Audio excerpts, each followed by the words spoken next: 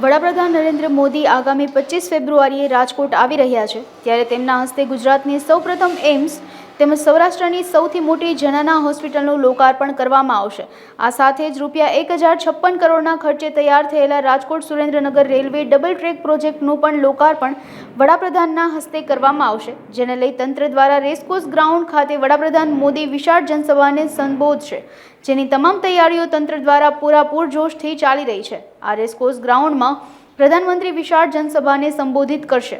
આગામી 25 તારીખે દેશના વડાપ્રધાન નરેન્દ્રભાઈ મોદી જે રાજકોટ મુકામે આવવાના છે તેને લઈને સંપૂર્ણ તૈયારીઓ છે તેને આખરી ઓપ આપવામાં આવી રહ્યો છે। આવનારા રવિવાર એટલે 25 ફેબ્રુઆરીના રોજ રાજકોટ મુકામે અલગ અલગ પ્રકારના જે લોકાર્પણ છે તે પણ થવાના છે। સિવિલ હોસ્પિટલના અમુક વિભાગો જે છે તેના લોકાર્પણ થવાના છે, તો ક્યાંક એમ્સ હોસ્પિટલનું પણ લોકાર્પણ થવાનું છે। આ ઉપરાંત એરપોર્ટથી રેસકોર્સ ગ્રાઉન્ડ સભા ખંડ છે ત્યાં સુધી જે છે રોડ શો પણ યોજવામાં આવશે।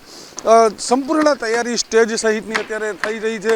તમામ જગ્યાઓ ઉપર જે કહેવાય કે કામ ચાલી રહ્યા છે, અલગ અલગ પ્રકારના જે લોકાર્પણ થવાના છે। આ ઉપરાંત જનસભાને વડાપ્રધાન નરેન્દ્રભાઈ મોદી સંબોધન કરશે અને અલગ અલગ પ્રકારના લોકાર્પણ કરી અને અહીંથી એમ્સ હોસ્પિટલ મૂકવામાં આવશે।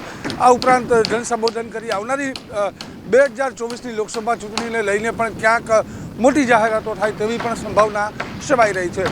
કેમેરા પર્સન નિશિત સાથે ચેતન ઠકરાર, અબ તક ચેનલ, રાજકોટ।